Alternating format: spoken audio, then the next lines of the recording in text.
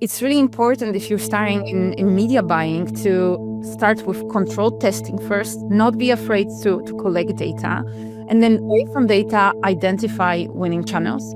And then you can think about scaling, because if you're not going to collect enough data, you're always going to lose. Welcome back to the Affiliate Marketing Podcast this week with me, your host, Leanne Johnston. And today I'm super excited because I've got not only one, but two guests joining me today on the mic. We are welcoming today Camilla and Martin from Volume. I'm sure you guys have heard of Volume before if you've been working in the media and affiliate industry, but I'm going to hand over the mic now to Camilla to say a quick hello, and then we'll invite Martin up to say hi too, and then we'll get started with what we're talking about today, which is media in today's modern world and modern age. So Camilla, welcome to the show. Hi, I'm very happy to be here and very excited about our conversation. I think it's the perfect timing to have it. My name is Camila. I'm Managing Director at Volume. I have been working in the ad tech industry for almost 9 years right now, and I have been moving a lot within the Volume company. I started in marketing. I moved through business development, partnerships, and right now to general management. I try to combine my experience in everything that I do. So marketing perspective, business developer perspective, and also a leader, which I hope helps me to balance different kind of needs. And there's Martin as well. Hello, everyone. I'm happy to be here and hopefully share some value and quality insights. My name is Marcin Komienga. I am with Volume for around 8 years, around a decade in MarTech. And my background is sales. I'm a hardcore salesperson, and I love it. But now I'm more on business development side, I'm also a part of Volume leadership team, and I'm responsible for iGaming project here and helping our team to grow in iGaming vertical. Pleasure to have you both here. And it's a very interesting time to have you on the podcast because everything is changing all at once. AI has come into the scene, LLM channels have come in and they've disrupted traditional SEO type partners. We see click traffic dropping. There's a whole conversation to be had around what's happening in the space right now. But I want to get into the heart of it because traditionally, SEO affiliates have been very, very important in iGaming over the past, I would say, 20 years that I've been in the industry. Review sites, comparison pages, bonus content, it's always been a reliable model for brands to kind of invest in and be a part of. So why are you seeing an increased interest in media buying as a diversification strategy for these brands right now? What fundamentally has changed? And I'm going to come to you first, Camilla. Yeah, as you mentioned, uncertainty is everywhere. I mean, everything is changing. And up until not that long ago, you could have a working strategy that has been there for years. Maybe you did a little tweaks, but it was working for you. And it was possible to just rely on a single channel like SEO or maybe SEO affiliates, right? But right now, publishers, programs, and operators who build all their businesses only on SEO are losing visibility, right? Because in the era of AI-driven search, there's not that much space for organic pages. There are also Google's AI overviews that are taking a lot of traffic from businesses. So they're looking for other options, right? Like, how can I still keep my acquisition going? And I feel that with AI, it's not only the flow of the organic traffic. AI tools are changing how we work every day, and they're changing the status quo. So I guess it's diversify or disappear, right? I mean, if you're not going to have different channels for your acquisition, one day, maybe tomorrow, maybe in a week, maybe in a year, it's gonna happen that it's not working for you anymore, and you're gonna be in big trouble. This is why operators, companies, they're looking for diversified acquisition channels. And one of them, especially in iGaming, is media buying. Though add a little bit, maybe a historical context. I'm a historian from my education. Love it. Yeah. So like iGaming itself is pretty young and it's changing. Affiliate marketing itself is pretty young. especially after COVID, there were changes in customer patterns and behaviors. So historical model, yes, it was like operator outsourcing user acquisition to affiliates who then focus on SEO. That was the old school, especially here in Europe, US as well. But the difference in terms of technology in online advertisement is huge nowadays. And Yeah. I would rather say, like, imagine, I don't know, a box, which is iGaming, and there are two waves pushing it. So one is, of course, AI, which AI changed the customer behavior, like AI search. How many people now GPT things? Yeah. Or Even Google. Yeah. don't instead of Googling it, right? So that's one thing, the pattern, which affects SEO. But the other is that the media buying space, which was present in different industries like e-commerce or even multi-vertical affiliation, it also discovered iGaming, or is discovering, and there's more inventory, more networks. They open up. Meta opens up for iGaming. Google opens up for iGaming slowly, even the mainstream, right? Not to mention smaller networks. So that's the I think context, and that's why there's the right now momentum. Yeah, there's like a race, almost a race to actually get into media. So let's Yeah. talk about what do brand operators typically get wrong before them and their team start with media buying. Because what I want to do is make this really educational for the people that are listening and give them some tactical tips, because I think everybody's coming to the realization, okay, everything's changing and I need to change my tactics, and this is why. But how do I do that? So maybe, Camilla, if I come to you first, what are program managers or brand managers getting wrong when they start to look at diversifying into media? Well, I would say that there are two things. So first one, they're afraid to spend money on media buying and on tests. I mean, they do expect results very fast because the media buying setup is completely different than SEO setup. Okay. The second one, they're expecting quick results. So they're going to launch a campaign, and a few days later or a week later, they're going to look, okay, do I have conversions? And is this budget coming back to me? And it's really important if you're starting in media buying to start with controlled testing first, not be afraid to collect data, and then away from data, identify winning channels, and then you can think about scaling. Because if you're not going to collect enough data, you're always going to lose. You cannot, it's not just going come to you and one day you're going to wake up and, okay, this is the winning channel or this is the winning traffic source. You have to collect data. Okay, Martin, anything to add there? Yes, so I would even start from framing who is the decision maker in terms of operator, as a company, brand. So sometimes it's not even affiliate manager, it's user acquisition specialist or acquisition specialist. And the thing is that if an operator relies on affiliates, they sometimes think, and this is what they might be getting wrong, that media buying is, let's say, challenging the affiliates, right? Or it's like an extra channel which might cannibalize it, which I believe it's wrong. I know it's wrong, because if you do it right, it's a synergy. So that's why you should even reframe or thinking in terms not of affiliates, like affiliate channel, but user acquisition channel, because there's more. Okay. So practical setup and first step mistakes. What goes wrong in the first 30 to 60 days that people can learn from or be aware of so that they don't make these mistakes? So talk us through the first 30 to 60 days of setting up a media test campaign. What should people be doing?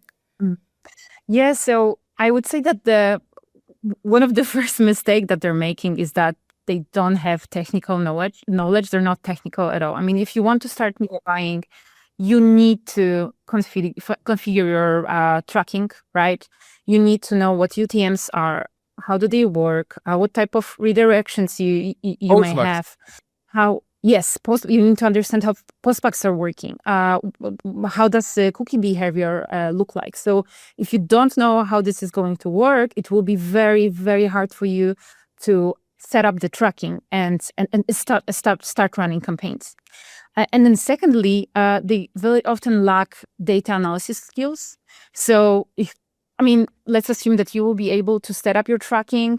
You did it by yourself or someone helped you, but then you end up with lots of data and you need to have the skills to analyze the data, right? working on cohorts, filtering, cross-checking data, all this, you have to be able to do it. Of course, right now it is getting easier. I know that we're going to get to it later, but with AI, it's the barrier is not that high, but you still have to at least be able to review AI's replies and be able to say, okay, this is a hallucination, or yes, the AI got it right. I don't have to spend 30 minutes in these reports because I have the information right away. But you still have to have these skills. Yeah. You need to be data-driven. That's the mindset, that's the approach.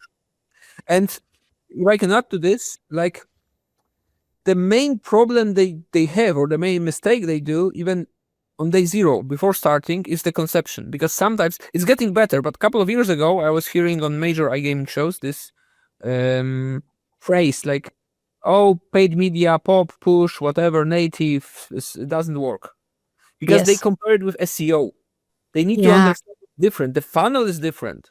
The funnel is wider. I remember once I had a speech about it at Sigma conference, like with the visualization. So that's the first thing. So you cannot just place a link, build a product page, place a link, and that's all. No, it's just the beginning, and you need to optimize. So the principle is, especially for certain networks, like programmatic networks, there needs to be a test budget, test campaign, and then you optimize step by step, and you always optimize. There's never an endpoint because there are so many changes. So there's a couple of things that I'm pulling out of that. First, you need to have a very clear parameter of what it is that you're doing the paid media for. What is that objective that you are trying to meet? And it could be brand awareness. It could be, further down the funnel, I want to reach those customers and actually get them to convert. It could be I'm launching a new product and I want people to know about it. So you need to come to media buying with a very clear understanding of what it is that you want paid media to do for you. Then you need to be able to understand and track it accurately, because it needs several iterations before it becomes successful. Just like any other campaign, even if you are working with a publisher or a content creator or whatever it is that you're doing, it's iteration after iteration, and that's what actually builds the success. You also need to understand data and analytics, because I guess you get an immense amount of data back within your platform when you're running a campaign. So you need to actually not get lost in the rabbit hole of looking at all of that data and trying to figure out, is this campaign actually working, and tracking back to that first metric that you needed it to deliver for your business. And when you talk to clients, like, do clients come to you with an understanding of what they want, or do they just come to you and say, I want more sales? And that's actually not deep enough, right? Because if you're talking about how to actually build and maintain a campaign in media, it's iteration after iteration. So you almost like A/B testing all the time, and it never really ends until you hit the metric that works for you, and then you double down on that. Is that the kind of flow that you see clients doing, successful clients doing? Yes, exactly. Because, when you look at these two funnels, when you look at the SEO and paid ads, so the audience you get through SEO, it's more engaged, right? The funnel is it's more narrow, and then they're keener to sign up or do a FTD fast, right? But there aren't that many of them because the funnel is now narrow. With paid ads, on the other hand, it's infinite, right? It depends on the sources and geos you're going to choose, but it's much wider, it's much longer. So the potential player or any type of client that you want to acquire needs more time to convert, but there's so many of them. It's quite amazing. It's this case of a pie, right? Why try for a bigger piece of pie when you can get an entirely different piece of cake? And this is exactly what media buying is offering. Because the other thing is my next question to you guys was, do you see any particular type of traffic being more successful than other types? Because you mentioned pops, push, native. Does a client need to actually know exactly what kind of traffic sources they're going to go after first in that initial test phase? Or should they be testing everything with the budget that they have available and then narrowing down from there? Because that can also be a mistake that people make at the start, is that they try and spread their available test budget far too thin across multiple sources. And some of those sources might not even be meeting the KPI metric that they need to start out to win. So they almost like diversify their chance of success because they're spreading their budget too thin. Does that happen sometimes in the first 90 days of a campaign launching? Yes, a lot of topics here to cover, but maybe to short. yes, there is a problem to going too deep and spreading out the budget. That's why we recommend some testing budget, solid testing budget, depending on the channel, not too small. Because if you're small, you won't get the volume to optimize. So what's a good budget? Like what's small, what's big? Depends on, and here we come to the second part. It depends because there are different channels. Let's say program ads is different. Like there's native ads, pop, push, banner, display, adult traffic as well. But there's also paid search, paid social, and even more coming in, right? So it all depends. There's like quality or quantity ladder, let's say, right? But all of them are good. And it's all about break even, because sometimes many people prefer, especially if they're not so deep into this topic, oh, I want traffic from Google Ads, right? Or Google is better, like Google Ads is the best overall. Yes, but sometimes, especially in tier 1, CPC is crazy. Few hundred USD. So, CPA, right? Few hundred USDs. So, on the other hand, you can have super cheap traffic, optimize it deeper, and it all goes down to ROI. That's the case, right? So it all depends on your product, on your exposure on gray market versus regulated market, etc. But also, I guess it would be, really wise to understand where the paid media testing that you're going to apportion budget to supports the rest of the marketing that you're doing, because you might not need to be in native if you've got a really strong paid media team internally that's doing brand awareness. Like you might want to go into other channels outside of paid Google, for example, because maybe your affiliate program is already kind of heavily invested in partners that are working there. So I guess the thing here is, you need to niche down and figure out where does the paid media testing budget that you're going to invest in the first 90 days, where is that going to support all of the other marketing channels that you're doing? And then also niche down into the traffic sources that you really want to go after that your other channels aren't already touching. So plug the gap instead of trying to cannibalize it by looking at new traffic sources in the same spaces, which then drives price up, I would imagine, especially in programmatic. So one thing I hear affiliate programs worry about a lot is that they're interested in bringing media buying affiliates into their program, but they're also nervous about how it impacts their own initiatives. So can you talk us through how you handle those conversations with the clients that, raise this concern with you? What's some of the advice that you can give about that? Yes. So I would say it's more a managerial problem. Okay. So it's a people problem. We all are people. Business is done by people. Everything. Customers are people. Everywhere are people. But if we are a legacy brand, we always did the business in the old way, right? We do it. This is how we do. This is problem everywhere, like in every type of companies. So the change always hurts, and change is a problematic thing. And that's why there are many reasons why to stay in your comfort zone. But we have proven cases when there's a synergy of channels. So, and it's not very hard, even if you add pop ads or some, let's say, pop or display traffic for user acquisition perspective, so not for branding, but for purely user acquisition, but you still rely on affiliates. This user acquisition, even if the conversion rates are not great, but still make break even, the brand result, because it's a massive traffic, massive exposure, the brand result unintentionally is huge. So your affiliates have easier to convert, and it's easier for you to get good affiliates because affiliates these days want to prefer brands who are well known. So there's a huge synergy on that, and you can partially measure it. We come to qualitative and quantitative research topic, but this is the top. This is one of the, let's say, arguments, right?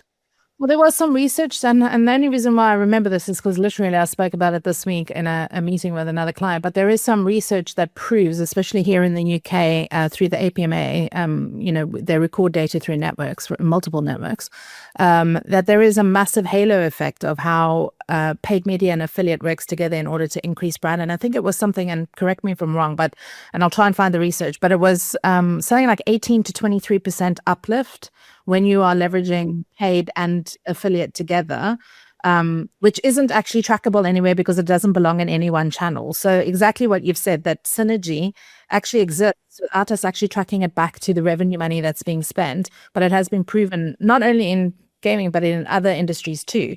There's a natural halo effect that happens. And like you said, I mean, affiliates do want to know that there's a brand out there spending money and not only relying on one channel to receive all of their players. So that brand exposure exponentially invites more partners in, which then exponentially increases your acquisition through the performance channel. So you need to think about your budget more holistically now, because the channels are not segmented like they used to be in the last 15 years. They are amalgamating and getting more and more. And if you're watching the video, you can see me putting my hands together, but like it's all intertwining and there is no separation anymore. So it's really about getting very clear about what your test media budget needs to do for you, and at the point, which point in the funnel it needs to be kind of filtered in. Now, why would they need? Why do these affiliate programs that are running, in networks have their own tracking solutions for affiliates? Why would they need their media buying partners to use something like Volume? Like, explain exactly where you guys plug into that mix now to help, track, provide this data so they can optimize their campaigns. Yeah, I can take this one. So if you have an affiliate tracking, it does tell you what happened, right? That's someone converted, right? But it doesn't really give you an answer why it happens, right? So where the drop-off happens, which creative drove the click, or which source was the best one, and you should really focus on it. How did it happen?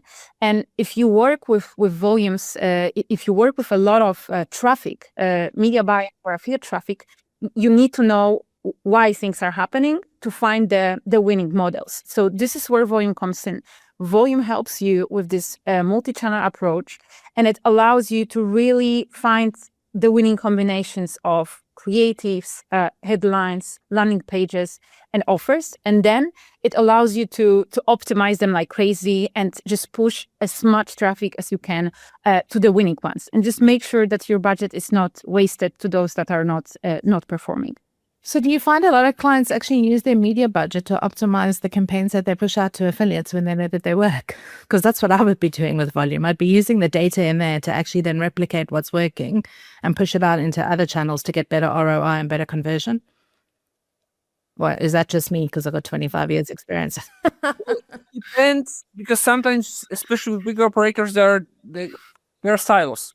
There are different departments that don't really integrate with each other. So that's the ideal scenario. But from ideal scenario, like, we are not there yet. It's a great idea. Yeah. And it should be promoted. But the challenge sometimes is, even for all channels, for affiliate channel and for media buying channel, for user acquisition channel is iGaming, they focus on acquisition, not on LTV. So there is a gap between retention and acquisition. Now I saw a couple of our big clients, they realized this gap and they try to link this data. But usually the silo, right? Retention team, acquisition team. So even that, and then synchronize the channels, it's another thing. So the industry requires much more tech integration. I remember my first IGB in London a few years ago. And when I spoke to operators, they were telling me that media buying doesn't work for iGaming, or that it's not possible because of the regulations, or that it's super expensive because they spent 10K once and it didn't work, so it means it's not working. So I also feel that the reason why iGaming is so huge right now, why it's gaining traction in the affiliate marketing space as well. So you can see iGaming talks at Affiliate World, for example, which didn't happen in the past, is because iGaming is slowly catching up. And this media buying opportunity has emerged not that long ago. And there's so much space here for agencies, for affiliates, for service providers like us that can really use the gap that was there and offer great value to operators. Yes, and that's like, we were shocked because our background, Volume background, is multi-vertical affiliation. So Affiliate World, Affiliate Summit, these events, so we were huge there, and we still are.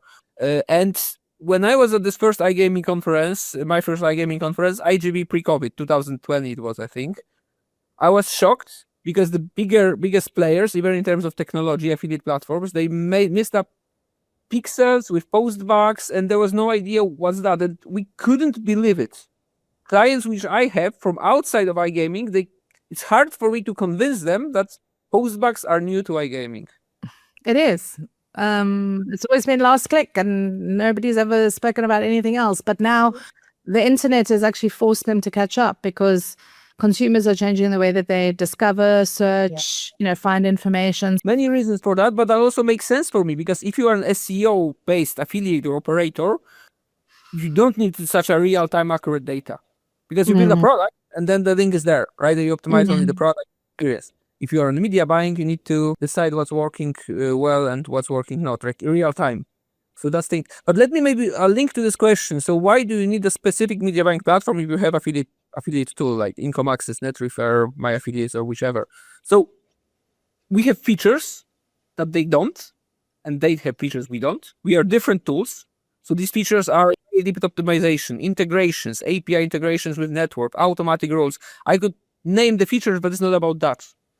Maybe let's take a metaphor of having, I don't know, a car and a motorcycle. I own both. And there's purpose for having them. So AI is obviously now everywhere in our industry and in our conversations at the moment. And we said we were going to get into it. And I think we're at the point in this episode where we do. When you're talking to media buyers who are actually sitting at the keyboard and managing campaigns every day, what AI tools are making a real difference for them right now? And what should people understand about how their media buying partners are working? Mm-hmm. Yes, I mean, I would say that there's a few things. So firstly, because of AI, there's less organic traffic, and there's less traffic in general, right? So the ads, the conversions, the visits, they cost more, and you have to compete with more players to get these people to click on your ads. And because of that, it means that it will be even harder or more time consuming to optimize your find and to optimize your ads and find winning combos. And then AI comes in, right? So you can either have an AI built inside your platform, or you can have a MCP connection. And so this is something that we are working on right now, and we will be launching beta next week. And we're extremely excited about it, because this is what people want and this is what people need. They want to use AI tools. They want to be more efficient. They want to spend less time on manual optimization. And this is exactly what AI is offering to media buyers. So instead of opening your laptop at 6 a.m., opening the dashboard, filtering campaigns, then changing date range to 7 days, and then compare to the last 7 days, and then sort by the percentage of change, and then export it to CSV, and so on and so on.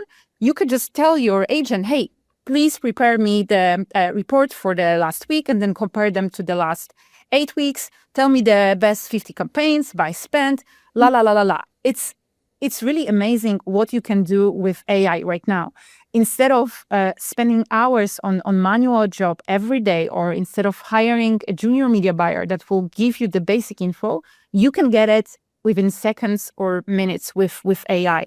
So from our perspective, it's mostly an opportunity for media buyers.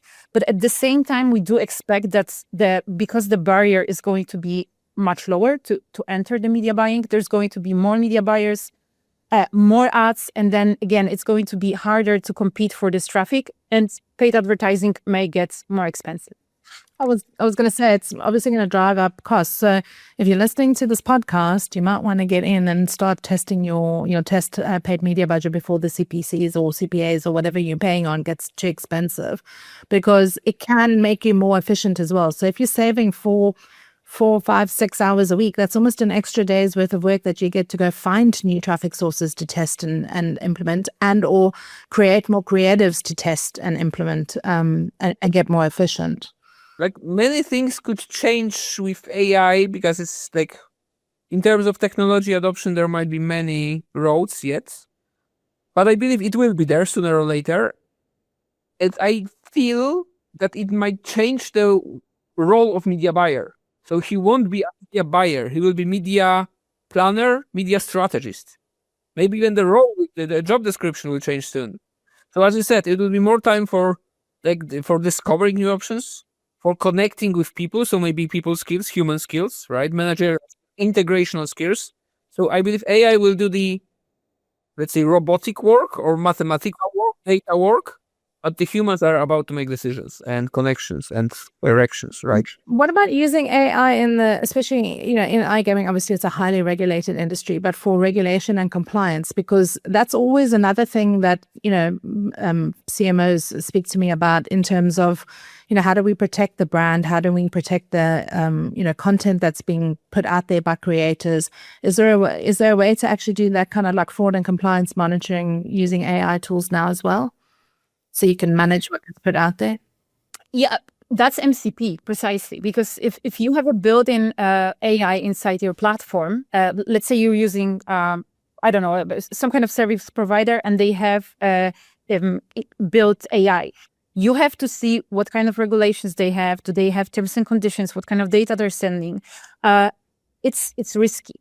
But then if you connect yourself through MCP, you can choose which AI agent you want to work with. Is it Claude? Is it ChatGPT? Maybe it's Perplexity. You may have a company account on Claude that has higher regulations. The teammates know how to use it. It really allows you to minimize the risks connected to AI.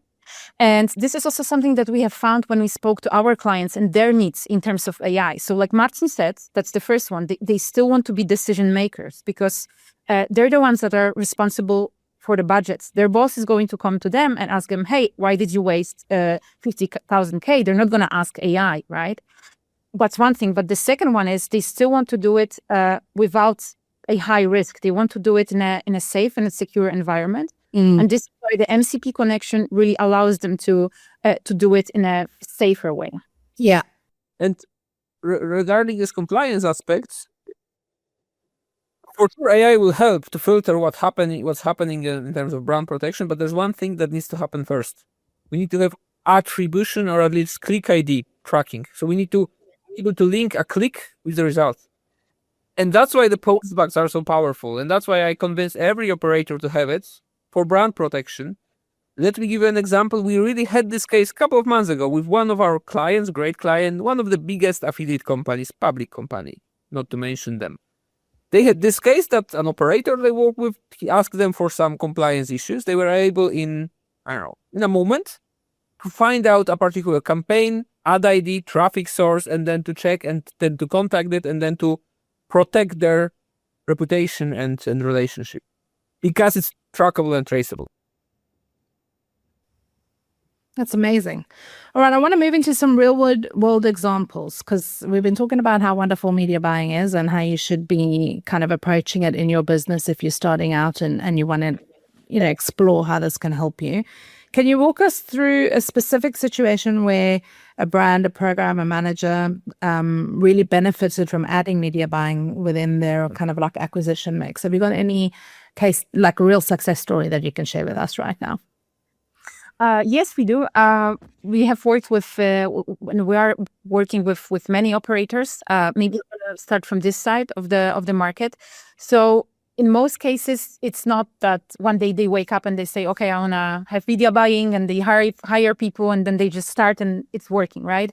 It does take time before you're really going to scale it, but there are some exceptions from this rule.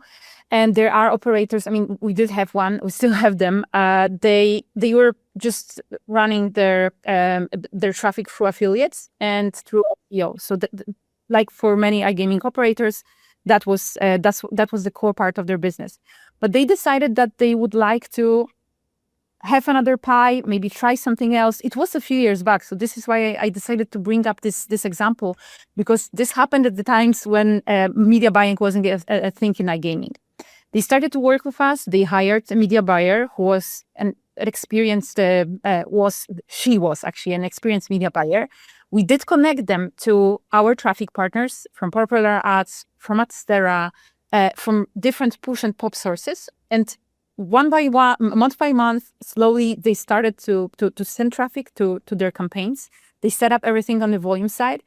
And after a few months, the results were really amazing because their conversion rate grew by 30%. Wow.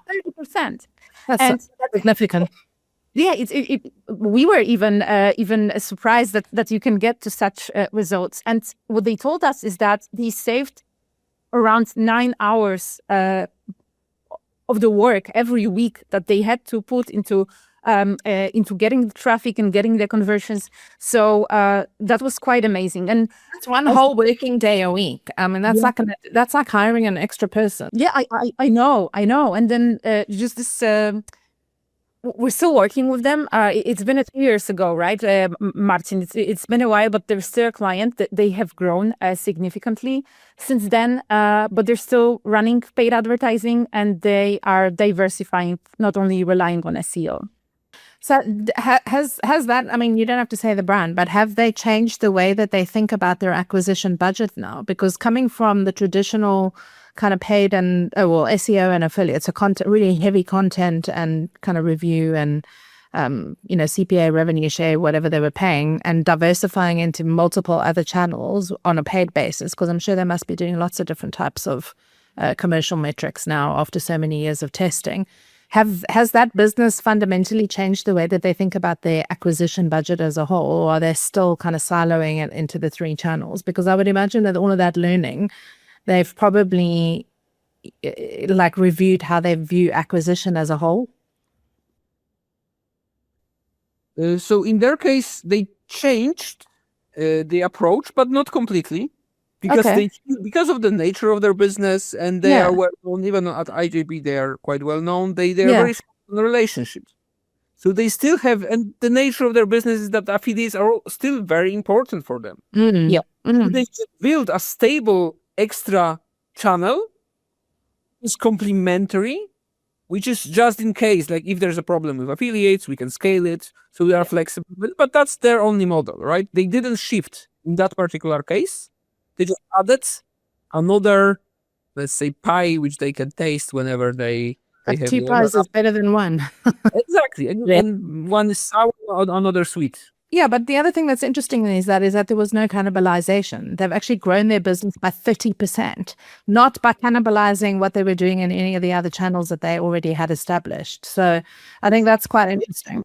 It's easier for them to convince new affiliates. Like, they've got a lot of established partners, but it's easier for them to convince new affiliates because of the awareness. All right, so let's do a quick rapid fun fire, which is where I throw you 5 questions and you guys give me your shoot from the hip answer. So let's go. The one metric every program manager should be looking at before they're signing a media buying affiliate. Conversion rates. That's my answer. That's my answer. Should I go quick? Is that the idea? Very quick. Okay, next one for you, Marcin. Your honest take is AI going to replace media buyers or make them significantly better at their jobs? It won't replace, it will change their role, media strategist, media planner. More happy human beings, not clickers. Yeah. Okay. The biggest mistake you see affiliate programs or brands make when they go to scale media partnerships too fast? Not looking at LTV, but focusing on vanity metrics. Yeah. And I would say scaling relationships before they scale and build infrastructure. Love it. Last one. If you could change anything or one thing about how affiliate programs think about media buying right now, what would that be? We're not competitors. We can work together and achieve more together. User acquisition instead of affiliate channel. Love it. So stop putting a label on it and just think about acquisition as a whole. No silos. Let's be together. One beautiful word. And a great conversation I had with one of the leading conference provider, like conference teams. Why do they have affiliate in the name, like Affiliate Leader Summit? And I told them, no, you should rephrase them, because for us, our affiliates is the wrong term. We are User Acquisition Leader Summit or traffic, because affiliates are not the only, or even maybe not the major traffic channel. And I just came back from Asia, from Sigma Asia, and there affiliates are very unknown. Networks and paid media are the key for them. So there are also, let's say, global differences, like regional differences around the world. Well, there you go. I mean, even that's changing, So we know the internet's changing here in Europe, but from around the world, you're seeing lots of change as well. So I think that's, kind of like a good news story to close this episode on, is that yes, there is a lot of changes. yes, you are going to need to test, and you're going to have to reiterate and think about how you think about user acquisition. And no, you don't need to worry about media buying cannibalizing anything else, because as you've already explained in the case study that we shared, a 30% increase is nothing to be sniffed at. So thank you so much for both being on this podcast with me today. It's been lovely having you on and really delving deep into how media buying is changing the face of acquisition. Let's just leave it at that. So it's been a pleasure to have you here on this podcast with me. Thank you, Leon. The pleasure was ours. And if anyone has a question or would like to discuss it, feel free to approach us on LinkedIn. We are pretty active. Let's have a chat. Maybe we are wrong in some perspectives, so feel free to challenge us. Fabulous. Great to have you guys here. Thanks. Thank you. Bye.